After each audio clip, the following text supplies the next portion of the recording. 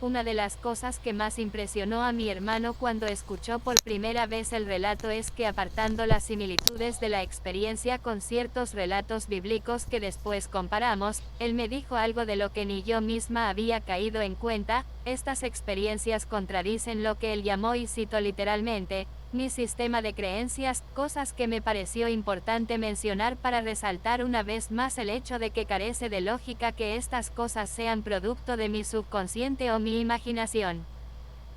Porque son cosas que contradecían mis deseos y me hicieron cambiar mi forma habitual de pensar en algunos aspectos. Una de esas cosas muy marcadas en mi sistema de creencias era la devoción por los ángeles, que rayaba hasta cierto punto en idolatría tal vez.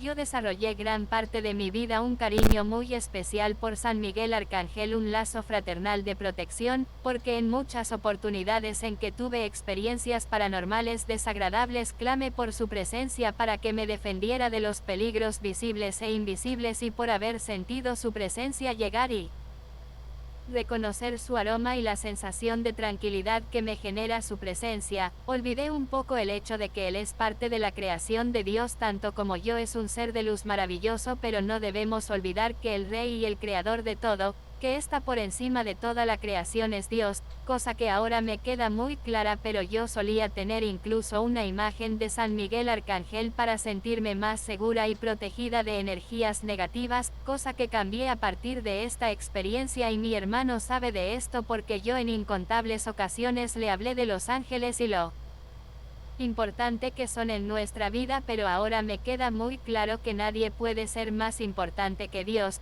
puesto que en verdad es un Dios celoso. Otra cosa que cambió en mi sistema de creencias es que la limpieza e higiene del hogar eran para satisfacer a las personas a nuestro alrededor, y que eso era indistinto para nuestro Padre Celestial. Ahora sé que no es así. La higiene y el orden le agradan a Dios energeticente. El sucio, el desorden generan malas vibraciones. Las personas hacendosas y trabajadoras son bien vistas por el Creador.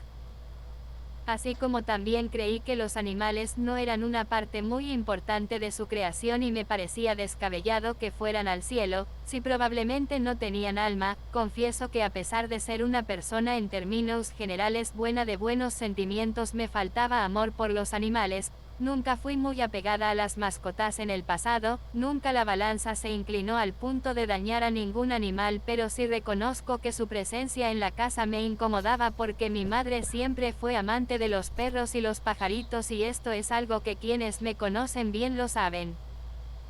El olor de los animales y de la boca de los perros me molestaba y me parecían ruidosos, y que rompían muebles y alfombras, dañaban el jardín y me daban un poco de asco. Los más bonitos me parecían los gatos, pero me incomodaba que se suban a la mesa del comedor, o el olor de la caja de arena, y siendo muy sincera no comprendía cómo había quienes amaban a sus mascotas como se ama y se atiende a un hijo, y eso cambió en mí radicalmente. Nunca volví a verlos de la misma forma después de mi experiencia con Dios. Ahora comprendo que esas personas amorosas con los animales fueron tocadas en su corazón por el amor de Dios, y por lo general son buenas personas cercanas a Dios, porque eso Dios lo ve con mucho agrado. Por Dios ama mucho a los animales. Y por último, este fue un tema que considero sensible, pero en determinado momento me preguntaron acerca de si la idolatría o adoración con la Virgen María está bien ante los ojos de Dios, y sus palabras retumbaron en mi cabeza como relámpago: no ocultes lo que ahora sabes. No podía negar la realidad. Mi hermana es muy devota de la Virgen, le gusta rezar el rosario, y aunque me dio un poco de miedo ofendería con mi respuesta, le tuve que decir la verdad. Así que esto es algo que para mí como maravilla, y que hasta le canté a la Virgen de Chiquinquirá en la feria, pues me cambió mucho la razón. Se las explico más adelante cuando les relate acerca de mi experiencia. Capítulo 3. Sin asunto. Recibidos. De mis experiencias paranormales. Mis experiencias paranormales. Aun cuando no me considero vidente, porque a pesar de las cosas que me han pasado toda la vida, que he experimentado desde mi niñez y que mantuve ocultas por temor a que me llamaran loca, yo aún así no me catalogó como medium o vidente, tal vez una persona muy sensible que puede percibir algunas cosas que aclaro no son de mi dominio, porque así como quiero ser muy enfática en el hecho de que no soy ninguna santa iluminada, en lo absoluto.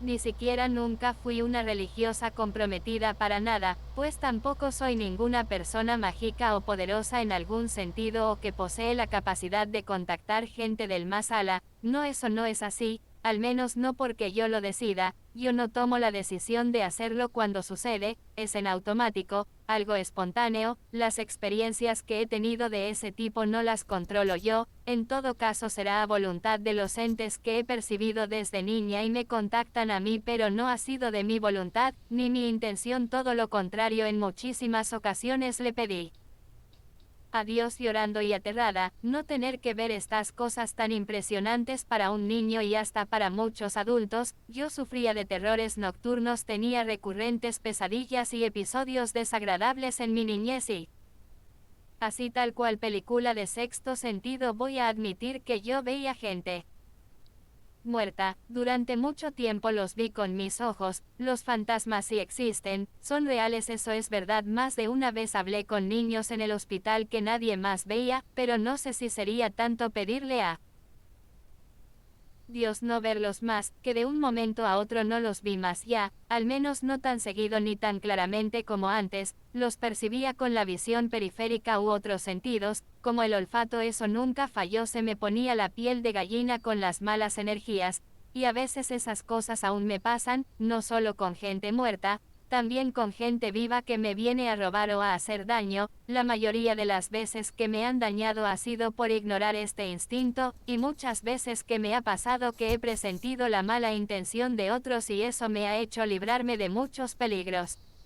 Una de las tantas experiencias paranormales, la que más recuerdo, que era la más recurrente, fue en la casa donde crecí. Casi todas las noches venía un señor muy molesto que me aterrorizaba reclamando que mi hermana y yo estábamos en su habitación como dos intrusas, que saliéramos de su habitación, y rondaba nuestras camitas mirándonos con desprecio y rabia. Algunas veces tumbaba mis muñecas. Mi hermana menor no se daba cuenta de nada, dormía como un bebé, pero yo sí, y corría a despertar a mi hermana mayor, por el terror de que esa presencia agresiva nos hiciera algún daño, y corríamos al cuarto de mi hermana la mayor. Yo le decía: tenemos miedo. Mi hermana la menor siempre decía: es ella la que tiene miedo. Yo no. Eso sucedía casi todas las noches. Años después, ya de adulta, me comentó una vecina que era adolescente cuando yo era niña, que antes de vivir mi familia en esa casa,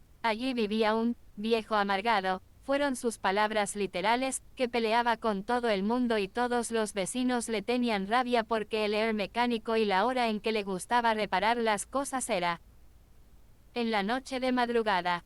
Se ponía con taladros esmeriles a hacer ruido, y no dejaba dormir a nadie. Cuando me dijo eso, todo en mi mente se juntó como piezas de un rompecabezas, y recordé que cuando nos mudamos y mi mamá nos arregló el cuarto, el piso de nuestro cuarto tenía manchas de grasa, manchas que mi mamá intentó borrar con todos los productos de limpieza que pudo.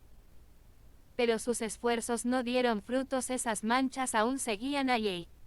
En ese cuarto donde el señor ahora difunto reparaba sus cosas, que después fue el dormitorio de nosotras. Una vez también vi una anciana en el colegio de monjas donde estudié mis primeros años, pidiéndome decirle a su hijo dónde estaban las prendas de oro, y yo solo me tapé los ojos, me asusté demasiado, no la quería ver. Después me enteré que el colegio, antes de ser colegio, fue un geriátrico. Creo que una de las veces que más me impresionó fue la manera en que conocí a la abuela difunta del que para entonces era mi pareja. Él me pidió ir a conocer a su familia, que lo acompañara a la casa de su tía, y cuando entramos sentí un dolor en el pecho y en el brazo, una presión fuerte. Me mareé subiendo las escaleras de la entrada y me faltó el aire. Yo le dije que me esperara un segundito. ¿Te pasa algo?, me preguntó. No, solo creo que me mareé, le contesté, y me dio olor fuerte a perfume floral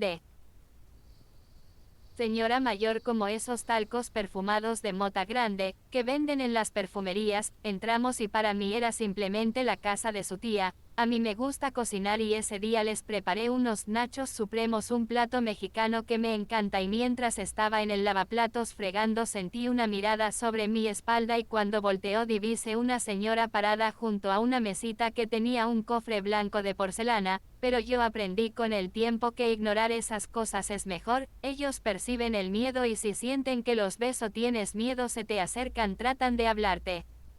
Porque si tú los ignoras ellos también te ignoran la mayoría de las veces. Yo me quedé pensando en lo que vi y le pregunté después a mi pareja, mira, aquí en esta casa vivía una señora mayor. Él me dijo, sí, mi abuela, ella era la dueña original de la casa, yo la quería mucho, ella me crió, fue como mi madre. Ella vivía aquí y se murió en mis brazos en la escalera de la entrada. Le dio un infarto y fue cuando le dije, ay, no lo puedo creer. Recordé el ardor que sentí en el pecho cuando subí las escaleras en la entrada y le dije, yo acabo de ver una señora junto a esa mesita de allá, y me dijo, junto a esa mesita. Le dije, sí, esa. Él estaba atónito con los ojos abiertos. Me dijo, en esa mesa están las cenizas de mi abuela, en ese cofre. Yo misma me sorprendí. Yo siempre me asombro de estas cosas y la mayoría de las veces no doy crédito a que sean experiencias paranormales, porque siempre le busco una explicación científica y racional. Lo paranormal es lo último que se me ocurre, a menos que sea demasiado evidente. Siempre les busco la lógica, siempre creo que es mi imaginación, pero los factores externos a mí son los que me confirman que en efecto son visiones. En otra oportunidad ya más reciente, mi hija de 2 años, quien en mi opinión heredó mi sexto sentido,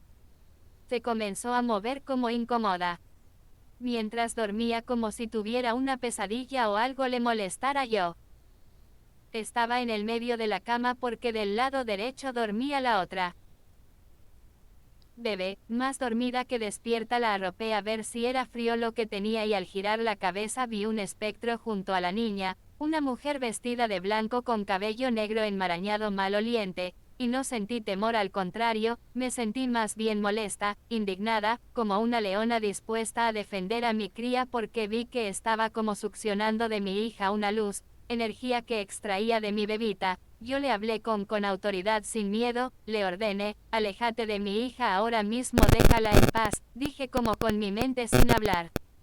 Aquí no puedes estar, no. La entidad me contestó, también la escuché en mi mente, es que yo morí estando muy triste, me dijo, yo tengo un dolor, una tristeza muy grande, un vacío profundo en mi corazón, y tus niñas tienen mucha luz, una luz que tengo tiempo sin sentir. Tengo sed de esa alegría. Yo escuchaba su voz en mi mente así como uno escucha su propia voz interior o los pensamientos. Yo le dije de nuevo, no. No. No vuelvas a acercarte a mi hija jamás. Luego de reaccionar como leona y defender a mi niña, sentí compasión por su tristeza y su sentimiento de estar perdida, sin rumbo, así que le expliqué.